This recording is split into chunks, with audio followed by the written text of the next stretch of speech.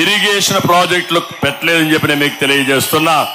అందుకే అడుగడుగున రాయలసీమలో జగన్మోహన్ రెడ్డిని నిలదీయమని మీ అందరికీ పిలిపిస్తున్నా. సిద్ధమవునా కాదా అని మేము అడుగుతున్నా. మొన్న ఏదో బోర్డులు పెట్టాడు, సిద్ధమని ఒక పెద్ద బోర్డులు పెట్టి బలవంతంగా మనుషులు తోలుకొచ్చాడు. ఇప్పుడు మేము సిద్ధం అంట. అవును, మేము సిద్ధం నిన్నింటికి పంపేయడానికి. అవునా కాదా అని మేము అడుగుతున్నా. ఇంకో పక్క నాకు ఒక్కోసారి బాధ, ఆవేదన. రాయలసీమలో నేను ఎప్పుడు కరువును చూశా, మీ బాధలు చూశా, కులాన్ని చూడలేదు. ఒక దూరదృష్టి ఉండే ఒక నాయకుడిగా రాయలసీమకు నీళ్లు తెస్తే ఈ రాయలసీమ రతనాల సీమ అవుతుందని నేను కలలుగన్నా. నేను అడుగుతున్నా మిమ్మల్ని, నేను కలలుగనడం తప్ప అని మిమ్మల్ని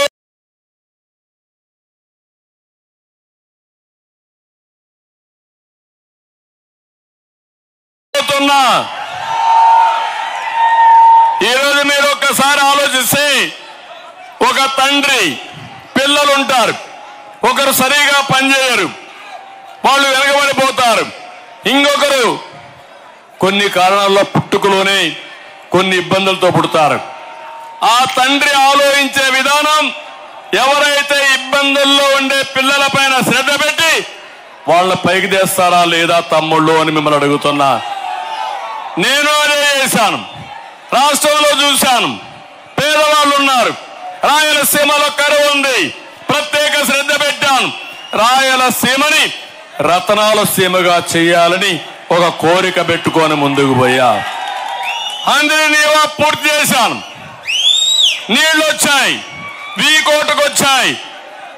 అదే మరి నగిరి, గాలేరుని పూర్తి చేయడానికి ప్రయత్నం చేశాను.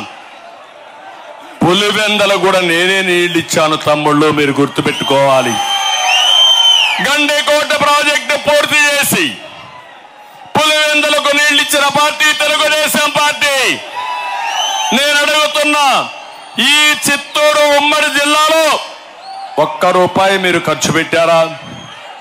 ఒక్క చెరువులో నీళ్లు ఇచ్చారా? మీరు ఓటు అడిగే హక్కు మీకుందా అని మిమ్మల్ని అడుగుతున్నా. ఒక్కొక్కసారి మీరు గుర్తుపెట్టుకోవాలి. ఈరోజు మన వీకోట్ పలమనే రోడ్డు చూశారు, నేషనల్ హైవే వచ్చింది.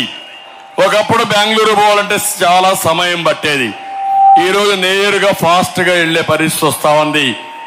ఆ రోజు నా ఆలోచన, నీళ్లు వస్తే ఇక్కడ పరిశ్రమలు వస్తాయి.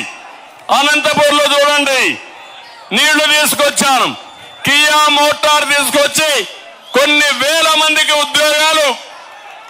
కరువు సీమలో కార్లు తయారు చేసి, కియా మోటార్స్ తయారు చేసి ప్రపంచం అంతా పరిగెత్తించే పరిస్థితికి వచ్చామంటే అది మనం చూపించినటువంటి చొరవ.